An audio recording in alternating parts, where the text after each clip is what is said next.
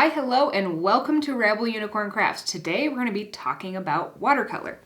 Now, I have a few tutorials on some little mini paintings like these that are on paper, and that's traditionally how you do watercolor. But let's say you really wanted to paint bigger, or you wanted to paint on something that was not just paper. How are you going to do that? It will technically stick to some stuff, but we won't get the same effects until now. Now you can use Watercolor Ground. And this is a little sample of something I painted on some wood right here using this Daniel Smith Watercolor Ground. Now I'm going to show you how to use this one because I have quite a bit of experience using the titanium white version, but we're also going to be testing this transparent watercolor ground. I am so excited about the possibility of painting on something like wood and having a transparent wood grain background underneath my watercolor painting. So let's get to testing. First, let's look at our supplies. So we have these two watercolor grounds. One is in titanium white, it's in the bigger one, and it's a really thick paste-like mixture. You can see here that I've used quite a bit of it, but I haven't actually used the transparent one yet. So let's open that one up. And my first impressions are that the transparent one is a lot more liquidy. It's still kind of paste-like, but it's a lot less viscous, I think is the right word. And it also has a bit of a smell. The titanium white one does not have any scent to it, really.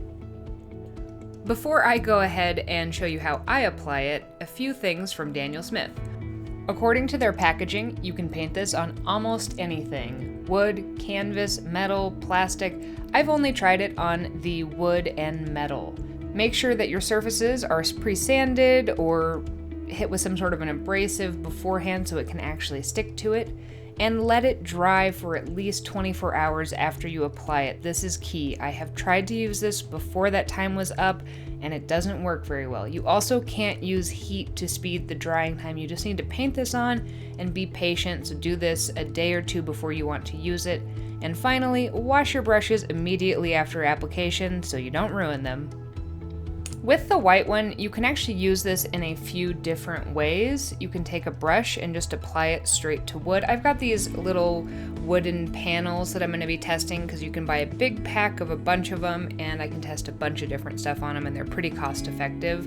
But you can just put it right on to the wood, and you could either cover the whole thing or you could just cover a section of it. You can see on this one, I just put it straight on and left gaps around the edges.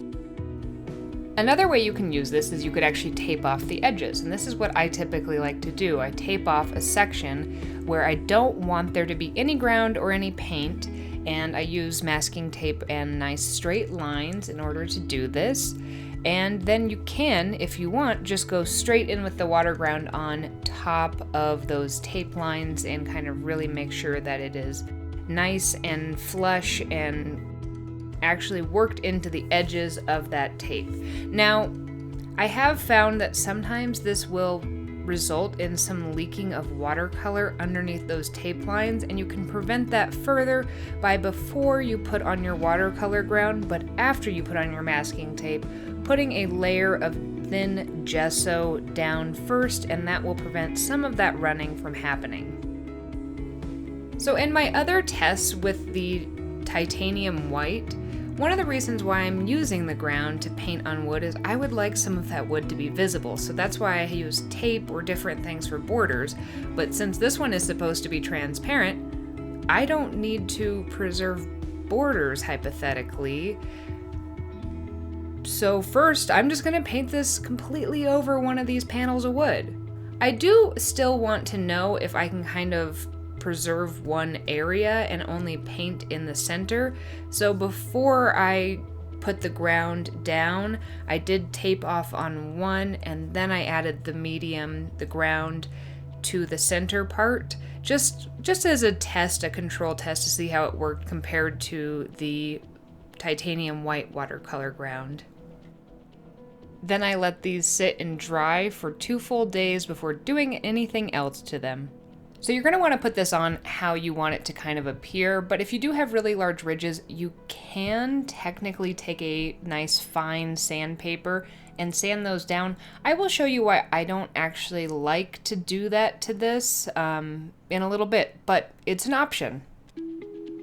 So I'm going to be painting one of my little mini mountains on this. I'm going to do a nice purple to pink gradient, and one disclaimer is that when I was letting these dry, I did move these around, and unbeknownst to me, I didn't discover this till I started painting, but I did scrape down the center on this, so there is a line that you'll see here, and I just wasn't very careful when I was storing them, but since it takes so long for these to cure, I'm not going to wait another 2 days. And as you can see, this goes on just like watercolor. It actually works really well. The gradients might be easier to make than watercolor paper. I really like it. This is one that I did not sand, so you can see some of the brush strokes lines horizontally on there. And I actually like kind of the texture. I don't like that line down the center, but that was a mistake on my part. So it works. It works great. This next one is the one that I did sand on here, and unfortunately my camera died here, so we're gonna have to change over to a different angle, so that will explain the jump cut here. I had even started painting before I realized that this had happened, so that's why we're halfway through this. But this is the one that I sanded down, and I don't know how well you're going to be able to see this, but I did try to wipe off as much of that dust as I possibly could with a dry paper towel. But it starts to get picked up in the brush, and you kind of drag this pigment down, or the white remnants that we sanded off, and I think you end up getting more streaks when you do mess with the texture of this, as well as you kind of coat your brush in plaster-esque stuff, which I don't particularly like. Alright, it's time for me to start adding my mountain layers to these, and you'll notice in the background there are some other tests going on, and that is one thing I will say about this ground, is that the layers do take longer to dry than on normal watercolor paper. It also, you can't really use the hairdryer as well because it seeps in more thoroughly or something. You do have to be a little more patient in using this, but in general, I really like using this. It works really good. You get smooth gradients and fills, and yeah, I like it. You can still see this. The first one I did is the one that I did not sand. The second one is the one that I did sand. And can you see how I get some of those weird kind of hydrophobic drips where it like doesn't want to cover, but then it does and it drips down? It seems to even out, but that seems to happen on only the one that I sanded and created a smoother texture on, so that's another reason why I don't like to sand them. For time's sake, I finished up those two paintings, so let's take the tape off and see if there was any bleeding on these and how well they work. In general, I think this is really great. I like the ones that I prime first. Those ones I have the least amount of bleeding under the tape. I didn't really have any on either of these, but they both worked really well, and I like having that little snippet in the center of the wood with the titanium one. This is something that I use all the time, and I really recommend this supply specifically, but I'm still curious. I think there are a lot of possibilities with the transparent one. Let's explore those. Let's jump over to testing the transparent one, and this is the one where I taped off the edges and I applied the ground only to where the paint is. My hope is that the tape is going to prevent any sort of seeping from happening outside of the ground, but you can already see it's starting to seep under there, which is unfortunate, and that's the real reason why you'd want to use a watercolor ground, is to control seepage really on wood, because you can technically paint on wood. I'll show that in a minute. In general though, this transparent ground seems to work pretty good. it's pretty smooth, and in the areas where the ground is and not underneath, we're not getting a lot of linear flow of that paint that's kind of uncontrolled and just seeping into the grain of the wood. But let's see what it looks like on wood without any ground, just to kind of test. All right, so this is just one of those wood panels. I've done absolutely nothing to this. I'm gonna put watercolor straight on it. You can technically apply watercolor straight to wood. You have a little less control, and it also sucks up that water. I was having trouble keeping enough water on this because it just really seeps in, and you'll see that you get a lot more of the vertical lines where it's seeping into the grain. This particular grain runs in a vertical direction. And like the seepage that I got underneath that tape, I'm gonna have that along all the edges of this one that I do here too. The colors kind of appear more bright on the wood directly, and I just think that's because it's picking up more of the color pigment of the wood in itself. So you'll see it's more diluted on the one with ground, but it's a little bit smoother other than the edges, that gradient. I don't know. I'm on the fence with this use of the transparent watercolor ground at this point. I did go ahead and I added a second layer of the gradient color just to bump up the pigment on both of these. And you'll see that this is the one that's just wood, no ground. I am getting a little more bleeding, especially along the tops of where I put my mountains, so you won't get nice crisp lines if you paint directly on wood. You can really see it happening right here. But let's find out if we're going to get any of that seepage on the top with the ground underneath, because I want to have nice crisp lines where I place the paint. I don't want it to seep and just go within the wood grain. So with the ground, so far, it's not really seeping. It's following just the lines that I laid down, but let's take a closer look. And we have a tiny amount of that seepage at the top of those mountain lines, but nothing like on the other one. So this would be the reason to use this ground and not just paint directly on the wood, is you're going to have better control of where the pigment stays. I added my other layers of mountains. Let's take off the tape. Obviously, it dripped underneath, so you can't do it like this. I wish that I had tested this by painting the watercolor ground all over the back of this wood panel and then taping it to see if I could control where the paint was. That might be an upcoming test. So it's no surprise that it did leak underneath those tape lines, but in general, the one with the watercolor ground works better than painting directly on the wood, because where you put the paint stays for the most part. I mean, there is some variation with watercolor. That's kind of one of the charms of it, so it will spread a little bit, but it acts a lot more like paper than wood, where the pigments are going to seep into the wood grain, and you're not going to have really any control over what happens.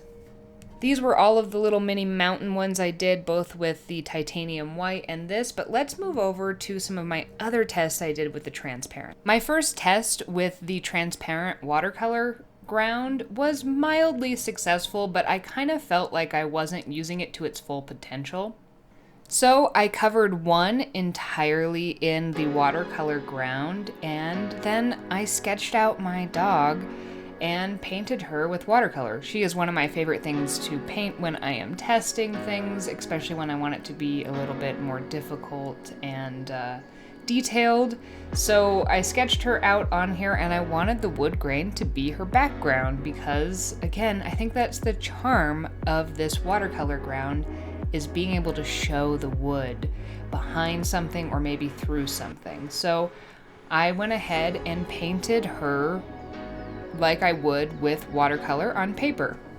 My general thoughts on this were, 1, The dry time is not as long as with the titanium white one between layers, but there is a little bit more running than I would get on watercolor paper.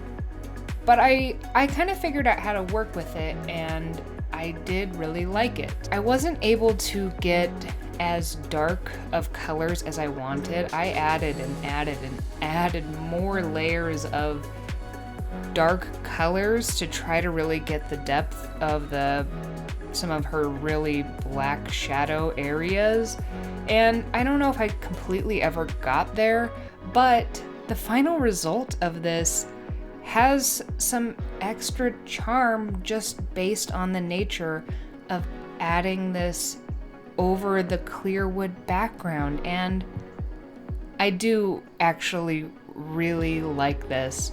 I think I might see if I added 2 layers of this watercolor ground, let one layer dry, and then added another one and let it cure again, if I could actually control more of that bleeding so that it acted a little more like paper. But I really like it. What do you think? I think this was a much better use than my first use of the ground. One final little test I did was I did add this translucent ground to some different metals. Here I've got some aluminum, and you can see that adding the ground to it obviously makes it work. It says it can work, and it does. You can make defined shapes on metal with this ground. It's not entirely translucent, but it's pretty see-through on this. It's not as see-through as on the wood. And the real difference here, whereas on the wood you can technically paint watercolor on the metal you absolutely can't. It just puddles and stays just a little puddle of water. Let's do a quick recap on all of my tests. I really liked doing a painting where I left a lot of that translucent watercolor ground untouched, but I coated the whole thing. I think it made my dog's portrait super cute. I think I do still prefer for my other uses using the titanium white. I think that those little snapshots in the middle, I think it works better as watercolor. But if you want to do it similar to what I did with the translucent, it definitely works better than just straight on wood. I also did a test off camera. I put this on some brass with the titanium white, and I thought that looked really nice. So in general, you can use this for all sorts of stuff. I think the possibilities are endless. You should definitely try it. One final tip I do have is on the metal, you absolutely need to sand this first. On this little one I painted on, you can see that I can easily just scrape this off because I didn't actually pre-sand this. But on my copper ones, on one I did sand and on one I didn't, and you can see how much easier it is to scrape off the unsanded one. It just kind of peels off. Whereas on the one that I did actually sand, I mean, I can scratch it, but it takes quite a lot of effort in order to scratch it off. So keep that in mind. Make sure you pre-sand your materials. Make sure you let these dry fully before you actually move on to painting and get to experimenting. If you've tried this, let me know what you've tried it on in the comments below, and also if you've tried any of the other colors. I've been told this comes in black and gold and maybe some other colors. Let me know your experience with those too.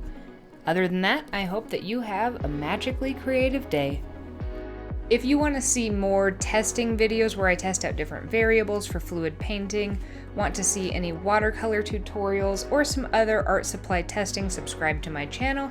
Or if you just want to see some of the art that I create, it's really varied. You can follow me either at Lacey Walker Art or at Rebel Unicorn Crafts on Instagram, or Rebel Unicorn Crafts on TikTok, where I make some funny videos as well as some tool talk videos. And I hope that you have a magically creative day.